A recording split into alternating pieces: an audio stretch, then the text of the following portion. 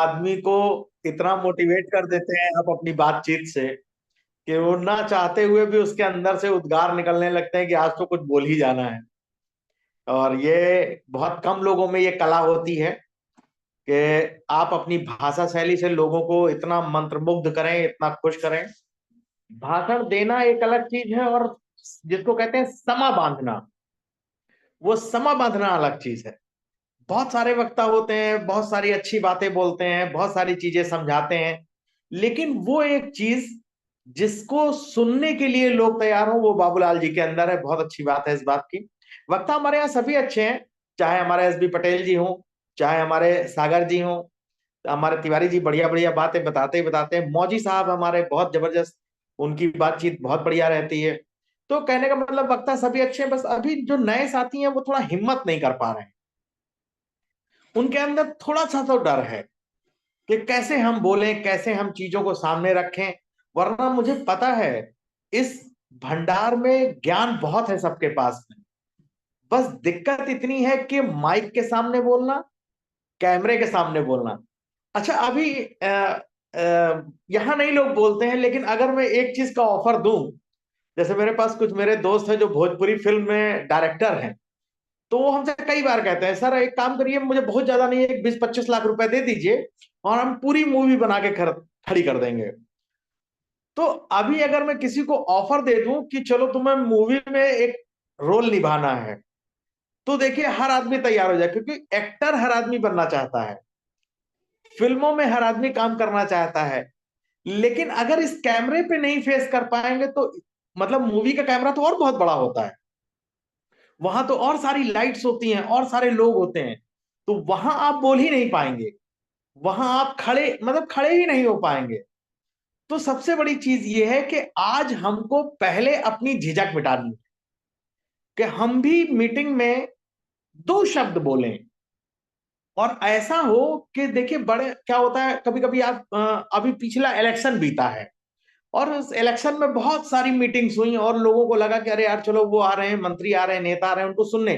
तो अपना भी मन करता है काश हम भी स्टेज पे से कुछ बोलें, लोग हमारे लिए भी तालियां बजाएं। लेकिन ये देखिए एक दिन में नहीं होगा, इसके लिए आपको धीरे धीरे यहीं से शुरू करना होगा। और वेल्थ एम्पायर का प्लेटफॉर्म तो मतलब हेड्स ऑफ है, सबको बुला बुला के मौका दे रहा है कि आप आइए, अपने अंदर जो भी प्रतिभा है आप सामने तो लाइए। अभी देखिए बहुत सारे लोग मैं देखता हूं रील्स देखते हैं, मोबाइल में हर आदमी रील्स देखता है ना, सब मनोरंजन का बड़ा साधन है। रील्स देख करके बड़ा हम लोग हंसते भी हैं, मनोरंजन भी करते हैं, और मन भी करता है कि क्या हम भी ऐसा कर सकते हैं। लेकिन दोस्त देखने में मजा आता है, लेकिन जो लोग बना रहे होते हैं ना, उनसे पूछिए उनके अंदर भी ऐसी हिम्मत कहां से आती है तो वो भी इंसान ना। तो आपके अंदर है वो ताकत, आप कर सकते हैं दुनिया में कुछ भी, बशर्ते आपको अपने ऊपर विश्वास करना पड़े, दुनिया के ऊपर नहीं, अपने ऊपर विश्वास करें। और जिस शख्स ने अपने ऊपर विश्वास कर लिया, वो दुनिया के बड़ी से बड़ी चीजों में जीत हासिल करता है। और उनमें महान सिकंदर जैसे लोगों का नाम है, सम्राट अशोक जैसे लोगों का नाम है, बड़े बड़े लोगों का नाम है। लोगों ने अपना देश छोड़ा है, जिनकी मैं बात कर रहा हूं, चाहे सिकंदर महान को देखिए, कहां से चलते हुए आकर के, सीरिया से चलते हुए हिंदुस्तान तक विजिट कर गए। तो उन्होंने देखा भी नहीं था, ना हिंदुस्तान का रास्ता पता था, ना हिंदुस्तान के बारे में पता था, सिर्फ सुना था कि पूरब में कोई एक देश है जो बहुत अमीर है, और चल दिए वो यात्रा करके। इसीलिए आज उनका नाम लिया जाता है। तो आज आप देखो दुनिया में हर इंसान, वो भी थे इंसान, हम भी हैं इंसान, आप भी हो। शुरुआत सबकी जीरो से होती है। बहुत अच्छी एक दिन कहानी बताई थी बाबूलाल जी ने हमें, याद आती है वो कहानी कि एक ने दो को मारा, दो ने तीन को मारा, तीन ने चार को मारा, और नौ के आगे तो मामला खत्म हो गया, क्योंकि 9 नंबर सबसे बड़ा था। तो जीरो बेचारा दुबक के बैठ गया जाके कोने में है। तो वही चीज है कि हम लोगों के अंदर जो है वो ताकत है, बस एक शक्ति चाहिए जो हमें जगा सके, और वो वेल्थ एम्पायर है। आपको बिजनेस में लेकर के, आपको बातचीत में लेके, आपकी पर्सनालिटी को लेकर के, हर चीज में मदद करते हैं। हम आप एक्चुअली समझ नहीं पा रहे हैं, हम आप समझ रहे हैं इसको एक नेटवर्क मार्केटिंग कंपनी, जैसे पहले कंपनी आती थी, 2 जोड़ो 4 जोड़ो 6 जोड़ो और कुछ दिन पैसा कमाओ फिर गायब हो जाओ। वेल्थ एम्पायर को अभी समझ ही नहीं पाया बाबूलाल जी, बिल्कुल सही हम बता रहे हैं आपसे। ये वेल्थ एम्पायर एक कंप्लीट पैकेज है अपनी जिंदगी में कामयाबी लाने का। और टीम इसलिए बनानी पड़ रही है क्योंकि टीम बनाएंगे तो पैसा आएगा। प्लस हर जो अमीर आदमी है, हर आदमी के अंदर तमन्ना है अमीर बनने की, लेकिन दुनिया का कोई ऐसा अमीर आदमी नहीं है जो बिना टीम का करोड़पति बना हो। मैंने कई मीटिंग्स में ये चीज सिखाई है आपको। चाहे वो फिल्म स्टार हो, उनके पीछे भी एक टीम है। चाहे वो नेता विधायक हो, उनके पीछे भी एक टीम है। चाहे वो जिस फील्ड में हो, क्रिकेटर हैं, उनके पीछे भी एक टीम है। बिना टीम के आप ताकतवर बन ही नहीं सकते। प्रधानमंत्री राष्ट्रपति बनना, उसके पीछे भी एक टीम है, मंत्रियों की, विधायकों की, सांसदों की। तो बिना टीम के नहीं। अब इसको बहुत छोटे से एग्जांपल में मैं समझाता हूं लोगों को, जो नए साथी हैं हमारे, समझिए। जब एक लेबर काम करता है, उसको 300 से 400 रुपए मिलते हैं। अपनी दिहाड़ी कमाता, सुबह 9 बजे जाता है, शाम को 5 बजे छुट्टी पा जाता है। लेकिन एक जो ठेकेदार होता है, मेट जिसको कहते हैं, वो क्या करता, 10 लेबरों को मिला के काम कराता है। पैसा ज्यादा कौन पाता है? ठेकेदार पाता है, क्योंकि वो लोगों को इकट्ठा करके उस समूह से काम करा लेता है। फैक्ट्री मालिक क्यों अमीर होता है? क्योंकि फैक्ट्री में 8 घंटा हजारों लोग काम कर रहे होते हैं। आप सोच के देखिए। और हम लोग क्या सोचते हैं, टीम हम नहीं बनाएंगे, ऐसे ही करोड़पति बनेंगे। भैया, पूरब से अगर सूरज निकलता है तो पश्चिम से नहीं निकलने वाला, तरीका वही लगाना पड़ेगा, टीम वैसे ही बनानी पड़ेगी। अच्छा, और सबसे बड़ी बात, दूसरी, जब टीमें हम लोग बनाते हैं तो उनको तनख्वाह देनी पड़ती है, उनको खर्च देने पड़ते हैं। लेकिन वेल्थ एम्पायर की टीम आप बनाएंगे या मार्केटिंग की टीम आप बनाएंगे तो वो अपने पैर पे खुद खड़ी होती है। जहां से वो शुरू करती, वहां से उसका बिजनेस होता है। और बिजनेस बहुत सरल है, बिजनेस बहुत आसान है, इसको कठिन हम ही लोगों ने बना दिया है। कठिन इसको हम लोगों ने बना दिया है। मतलब आप सोचिए, संसार की पूरी उत्पत्ति 2x2 में चल रही है, हम दो हमारे दो। और इस बिजनेस में हम कठिन बना दिए हैं इस चीज को। पूरी संसार की जनसंख्या इसी पे चल रही है। ढूंढ के रिश्ता करके आते हैं, जीवन को आगे बढ़ाते हैं, और बड़ी टेंशन होती है कि अरे हमारे बाद हमारी संपत्ति कौन लेगा, हमारे बाद हमारा घर, हमारी खेती, हमारी जमीन जायदाद कौन लेगा। और उसी हम दो हमारे दो के लिए आदमी मेहनत भी करता है कि यार खूब मेहनत करें ताकि हमारे बच्चे अच्छे स्कूलों में पढ़ें, हमारे बच्चे अच्छी जिंदगी जिए। मेहनत उन्हीं के लिए करते हैं ना, घर परिवार के लिए। तो बिजनेस वैसा ही है, खाली इसको हमने जानबूझ के कठिन बना रखा है कि हमको मिल नहीं रहे हैं, हमसे हो नहीं रहा है, हम कर नहीं पा रहे। अरे हम निकल के बात तो करें। अभी आपने एक झलक देखी होगी, कल मेरा भतीजा था वर्तुल, आज हमारे एक नए मित्र हैं, उनकी ज्वाइनिंग हुई, नरेंद्र पांडे जी अभी थे। छोटी सी झलक उनकी मिली, बिजनेसमैन है, रियल एस्टेट में हमारे साथ। और मैंने आपसे कहा था कि अब धीरे धीरे इसमें बड़े लोग भी आने शुरू होंगे। थोड़ी देर के लिए ही आए, लेकिन वो आए नरेंद्र पांडे जी, और मीटिंग में थे। और लखनऊ, बेसिकली वो संत कबीर नगर के रहने वाले हैं और लखनऊ में रियल एस्टेट का बिजनेस करते हैं। तो अब इसमें ऐसा नहीं है कि गरीब लोग ही रह गए हैं, अब इसमें अमीर लोग आने शुरू हो गए, उनको भी समझ में आने लगा है। क्योंकि ये जो 7 महीने वेल्थ एम्पायर ने बिताए हैं ना, लोगों को समझ में आने लगा कि अब ये कंपनी ने अपना मजबूती खड़ा कर दिया है। और 7 महीने नहीं, 7 साल बीत जाए, 70 साल बीत जाए, ये स्टेप ऐसे ही चलता रहेगा। क्योंकि पहली चीज मैंने आपको बताई थी कि कंपनी पैसा तभी बांट रही है जब उसको पैसा आ रहा है। दूसरी बात, कंपनी पैसा ले ही नहीं रही कोई, तो लेके भागेगी क्या? वो तब इनकम ले रही 10% जब आपकी इनकम जनरेट होते हैं। एडमिन चार्ज कितना है? 10% है ना। आपका चेक 1,000 का बनेगा तो कंपनी को 100 रुपए मिलेगा। ज्वाइनिंग से कोई पैसा ही नहीं है तो कंपनी के पास इकट्ठा भी कुछ नहीं हो रहा है। दूसरा, आपका भाई इतना सक्षम है कि कंपनी बिना लोन के, बिना किसी उधार मांगे खड़ी की गई है। और हमारे विपिन जी ने आज एक बड़ा गजब कर दिया।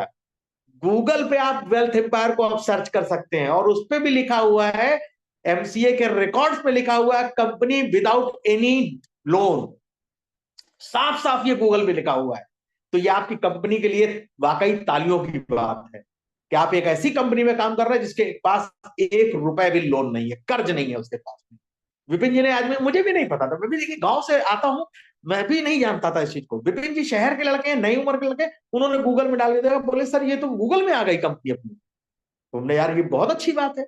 तो आज आपकी मेहनत आगे बढ़ रही है और मुझे बहुत अच्छा लग रहा है कि गूगल जैसी बड़ी संस्था अगर हमारी कंपनी को हाईलाइट कर रही है, हमारी चीजों को ला रही है, तो अब तो वो दिन दूर नहीं जो मैं कहता था, लोग आएंगे, लोग आपके साथ जुड़ेंगे, लोगों की बाढ़ आएगी और नए लोग आने शुरू हो गए हैं, अच्छे अच्छे बिजनेसमैन आने शुरू हो गए। कल हमारे जो बालकृष्ण ओझा जी हैं, उनके बड़े भाई से भी बात हुई है, उनका ट्रांसपोर्ट का बिजनेस है लखनऊ में। हमारी कल 3-4 बार उनसे बात हुई लेकिन टाइम मैच नहीं कर पाया मुलाकात के लिए, आज थोड़ा हम व्यस्त थे। कल कोशिश करेंगे हम उनसे मुलाकात करने की फिर से। तो कहने का मतलब, अब इसमें किसान, छोटे दुकानदार या सिंगल वर्कर वाले व्यक्ति नहीं रह गए हैं। अब यहाँ ट्रांसपोर्टर आ रहा है, अब यहाँ रियल एस्टेट का बिजनेसमैन आ रहा है, अब यहाँ कंपनी के मालिक आ रहे हैं। आपको मजा आने वाला है बिजनेस के अंदर। भूल जाइए पुरानी याददाश्तें, बहुत जो ठोकरें लगी है ना जीवन में, वेल्थ एम्पायर उनको दूर करेगा। अच्छा, कभी ना कभी तो ये होता ही है, कभी ना कभी कोई ना कोई रास्ता अच्छा तो मिलता ही मिलता, हमेशा खराब नहीं होता। जैसे हम लोग अभी बहुत गर्मी झेल रहे हैं ना, खूब जब गर्मी होती है, भयंकर गर्मी होती है, तो क्या करता है भगवान, एक दिन बिल्कुल काले बादल ले आके गड़गड़ा के बारिश कर देता है, मौसम ठंडा हो जाता है।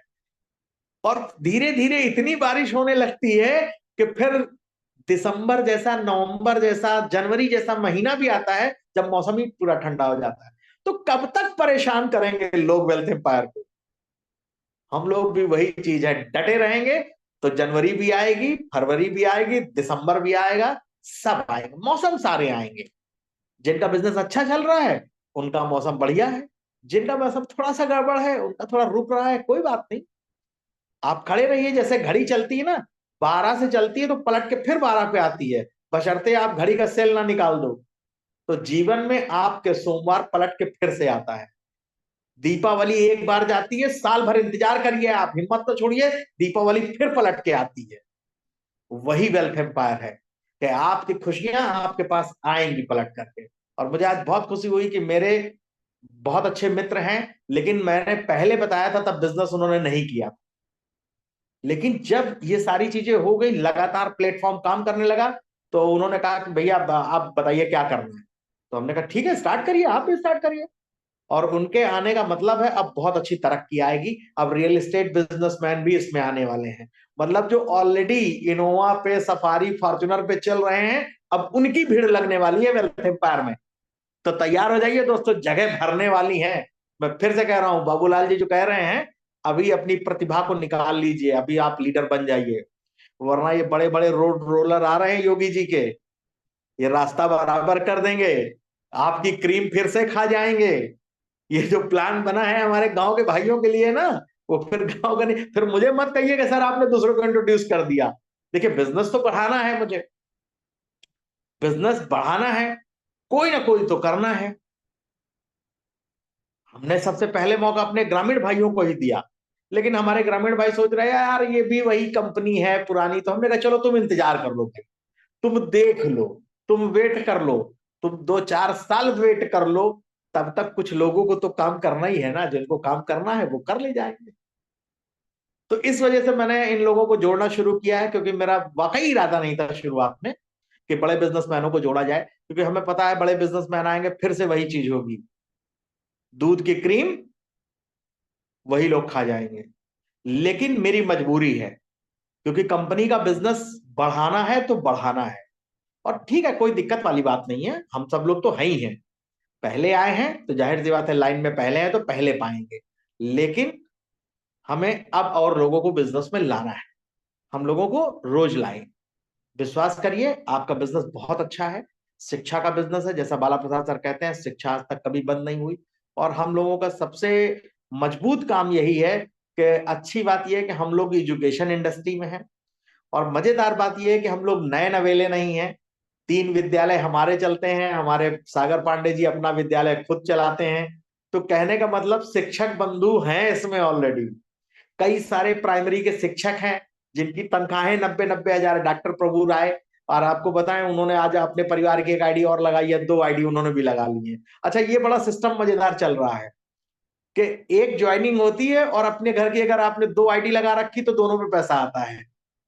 तो ये लोगों ने अपने परिवार में अपने बच्चों की, अपनी पत्नी की, सबकी आईडी लगानी शुरू कर दी है। ये बड़ी अच्छी, तो ठीक है, पैसा तो बट नहीं है, आईडी किसी की भी हो, हमसे क्या मतलब, 15 लेवल तो पैसा पाएगा ही। अब चाहे तो एक आईडी पे पैसा पाइए, चाहे 2 पे पाइए, चाहे 3 पाइए, कंपनी तो सॉफ्टवेयर बांट ही देगा। उसको नहीं पता है कौन कौन है। तो ये भी एक बहुत अच्छा तरीका है कि लोगों ने अपने घर की आईडी लगाई, तो मुझे भी अच्छा लगा। हमने भी अपनी बेटी की आईडी लगाई है, अब भतीजे की भी आईडी लगने जा रही है।